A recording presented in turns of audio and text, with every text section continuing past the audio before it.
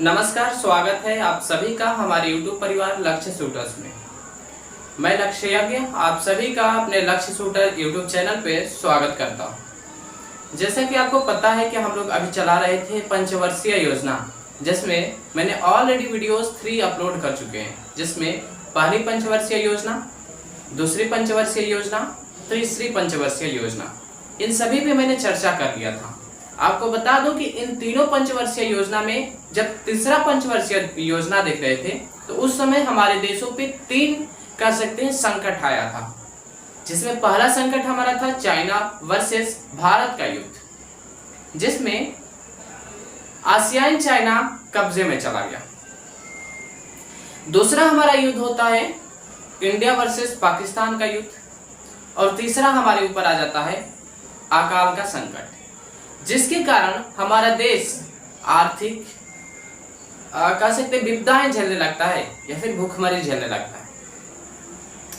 तो अब ये देखा जाता है कि हमारी पंचवर्षीय योजना लगभग चलने की कंडीशन में नहीं थी, क्योंकि सबसे पहले अगर बात बताया जाए, अगर एक देश को विकास करने के लिए या फिर एक व्यक्ति को विकास करने की अगर मैं चर्चा करूं तो उसको सबसे पहली बात है कि खाना चाहिए।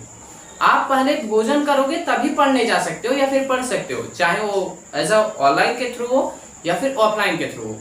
अगर मैं आपको बिना खाना खिलाए बोलूं कि आप पढ़ाई कर लो, इम्पॉसिबल है। समथिंग कुछ समय तक हो सकता है, जस्ट लाइक आधे घंटे 45 मिनट, इन सभी में कर सकते हैं, लेकिन लंबे समय तक आप सिर्फ पढ़ाई नहीं कर सकते बिना खाना खाए। अब वही हुआ, मैं पहले भी थर्ड पार्ट जब बना रहा था तो उसमें बोला था कि युद्ध से हर दोनों देश को घाटा होगा, चाहे वो चाइना होता या फिर हमारा देश होता। हम युद्ध जीत भी जाते हैं लेकिन फिर भी हमारा कुछ ना कुछ लॉस या फिर किसी न किसी कंट्री का लॉस होगा जरूर। तो एक ही समय में 2 युद्ध को झेला, साथ में अकाल को झेला, इसलिए हमारे भारत में क्या हुआ, दिक्कतें आ गई, जिसके कारण पंचवर्षीय योजना को अवकाश रखना पड़ा। अब पंचवर्षीय योजना अवकाश का मतलब क्या होता है, यानी बीच में 5 वर्षीय योजना जो चलाई जा रही थी उसको 3 साल के लिए सस्टेन कर दिया गया। अब क्या ऐसा सस्टेन का मतलब क्या होता है, उस योजना को 3 साल तक कोई प्रक्रिया नहीं चलाई गई। अब ये प्रक्रिया भी याद रख लीजिएगा कि कब से कब तक थी, तो 1966 से लेकर 1966 से लेकर 1969 तक था। ये 3 सालों तक हमारा योजना का अवकाश चला, अर्थात कह सकते हैं कि 1966 से लेकर 1969 तक क्या हुआ बाबू, तो या फिर भैया, तो इतने दिनों तक योजना का छुट्टी रहा, कोई योजना पे चर्चा नहीं हुई, कोई योजना पे बात नहीं हुई। यही हमारा कहलाता है योजना अवकाश या फिर सस्टेन अवकाश। ठीक है, तो अब हम चलते हैं 5 ईयर प्लान में, या फिर जिसको आप लोग कहते हैं पंचवर्षीय प्लान। आज हम लोग देखेंगे चतुर्थ पंचवर्षीय योजना, जिसको इंग्लिश में कहा जाता है 4th 5 ईयर प्लान या फिर प्रोग्राम। आशा करता हूं कि आपने 1, 2 और 3 देख कर आए होंगे। हम वही पढ़ाते हैं जो कि सिर्फ एग्जाम के पॉइंट ऑफ व्यू से रहे, जैसे यूपीएसआई, बिहार पुलिस या फिर अदर कॉम्पिटिटिव एग्जाम जितने भी आप लोग करते हैं, उन सभी एग्जाम के लहजे से देखा जाता है। अच्छा, एक चीज है, जैसे कि मैंने आपको बता दिया कि 1 कब से कब तक चला था, 2 कब से कब तक चला था, 3 कब से कब तक चला था, ये चीज तो मैंने बताया। अब आते हैं कि इसकी अवधि कब से कब तक थी, तो इसकी अवधि जो थी 1969 से लेकर, अब कहोगे सर 69 का है, अरे भैया देखो ना यहाँ पे 1966 बोले ना, इतना से लेकर इतना तक तो अवकाश रहा, तो 5 फिर से कितने में होगा, 1969 से लेकर आप 5 साल कर लो 1964 का हो गया 5 साल।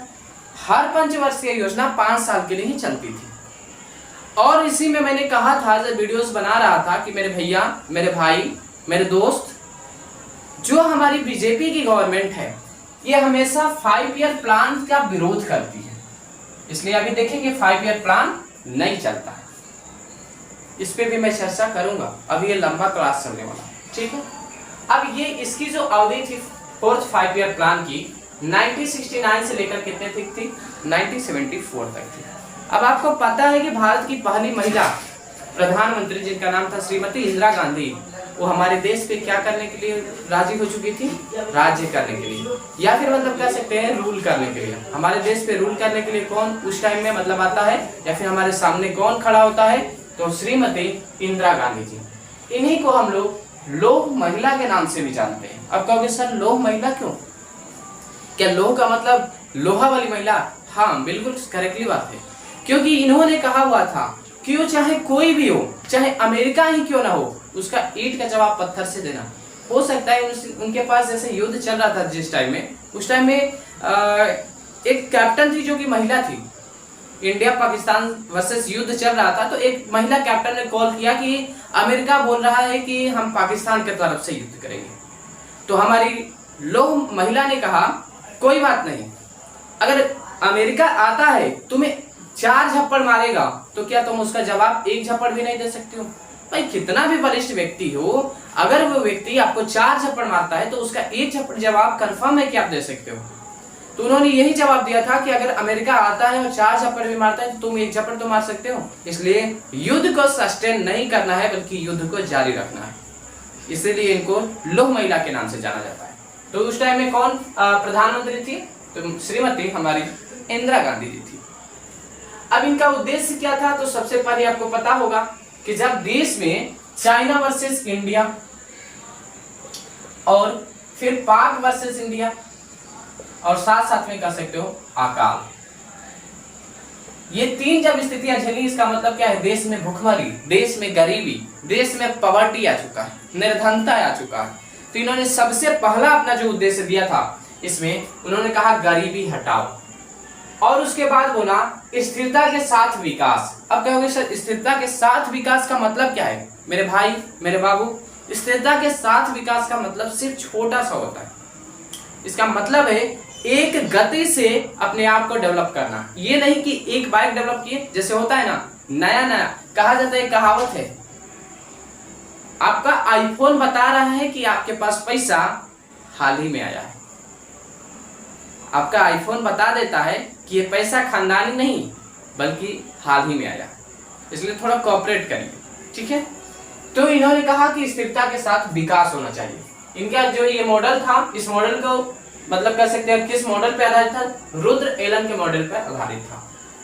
फिर इन्होंने 14 जुलाई 1969 को 14 बैंकों का राष्ट्रीयकरण किया, या फिर कह सकते हैं 14 बैंकों का नेशनलाइजेशन किया। आप कहोगे सर बैंकों का राष्ट्रीयकरण करने से फायदा क्या है? जैसे आपको पता होगा फिलहाल कुछ समय पहले सहारा नाम का बैंक आया, जिसमें लोगों को कहा कि आप डिपॉजिट करो, हम 5 साल पे कुछ पैसा देंगे। अब बहुत सारे ऐसे बैंक थे जिसमें कि भाग सकते थे, ऑब्वियसली है, मुझे दो मैं भाग जाऊंगा, मैं तो कहता हूँ कोई मुझे 100 करोड़ रुपया दे मैं विदेश में भाग जाऊं। तो उसी तरीके से बैंक में क्या डर बना रहता था कि भाई गरीबों का भी पैसा लेकर ये भाग सकता है।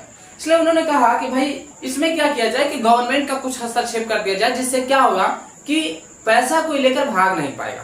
तो उन्होंने 14 बैंकों का राष्ट्रीयकरण कर दिया। घबराना मत, मैं ये भी बता दूंगा कि 14 बैंक कौन कौन से थे। 1971 में पुनः एक बार इंडिया और पाकिस्तान का युद्ध हो जाता है, लेकिन इंडिया वाले इसका मुंहतोड़ जवाब देते हैं, क्योंकि उस टाइम में रूल करने वाली कौन रहती है? श्रीमती इंदिरा गांधी जी। यही से इनका नाम पड़ता है लौह महिला का। और एक्चुअली कहा जाए तो इंदिरा का मतलब ये होता है दुर्गा। तो जिस लड़ाई में दुर्गा खुद अवेलेबल हो, वो लड़ाई कैसी रही होगी ये समझ सकते हैं। फिर आगे देखो, सूखा संभावित क्षेत्र को इन्होंने चिन्हित किया। बांग्लादेश में शेख मुजीबुर रहमान उस टाइम में पीएम बने हुए थे। अब इनका नाम क्या है? क्योंकि इन्होंने 1971 का जो युद्ध चला था, इस युद्ध में उन्होंने क्या किया था कि जो इंडिया मतलब और पाकिस्तान से युद्ध हो रहा था, तो इन्होंने बांग्लादेश को अलग कर दिया। और उस टाइम में उसी बांग्लादेश को क्या कहा गया, या फिर पाकिस्तान को एक का नाम धर दिया गया पूर्वी पाकिस्तान और एक का नाम धर दिया गया पश्चिमी पाकिस्तान, ठीक है। अब इसके बाद इनका मतलब जैसे कि हमने हर में बताया हुआ है कि एक टारगेट रखा जाता था कि इतना हमें अचीव कर लेना है, या फिर लक्ष्य रखा जाता था जिसको आप लोग बोलते हैं। इस योजना का लक्ष्य था 5.6% प्राप्त, यानी कि रिसीव हमें कितना हुआ, मिला हमें कितना, तो इसमें मिलता है 3.6%। अब आपसे ये सवाल इसमें आएगा कि भाई ये योजना सफल रही, यानी जिसको इंग्लिश में कहते हैं सक्सेसफुल रही, या फिर असफल हुई। भैया साफ साफ दिखाई दे रहा है कि टारगेट रखा गया था 5.6, मिला कितना 3.6, यानी कि 2% ना मिला। इसका मतलब क्या है? ये योजना असफल रही, या फिर जिसको बोलते हो अनसक्सेसफुल रही। एक मिनट, सक्सेसफुल। ठीक है, मीनिंग जरा देख लेना, बाई चांस मिस्टेक हो सकता है। आई होप, मुझे आशा है कि आपको चतुर्थ पंचवर्षीय योजना अच्छे से समझ में आ गया होगा, अच्छे से अंडरस्टैंडिंग हो गई होगी। हाँ, अगर नहीं होती, कुछ दिक्कत रह जाता है, कमेंट बॉक्स ऑन है, प्लीज पिन करिए, हम उसका जवाब देने के लिए तैयार हैं। लगभग इस समय हर रोज वीडियो अपलोड हो रहा है। तो मिलूंगा एक नए टॉपिक के साथ नए लेक्चर में, और नए लेक्चर में किसको लेकर, पंचवर्षीय योजना में, मतलब 5 कह सकते हैं 5 ईयर्स प्लान में। ठीक है, तब तक के लिए मैं विदा लेना चाहता हूँ। आप स्वस्थ रहिए, मस्त रहिए। Goodbye, take care.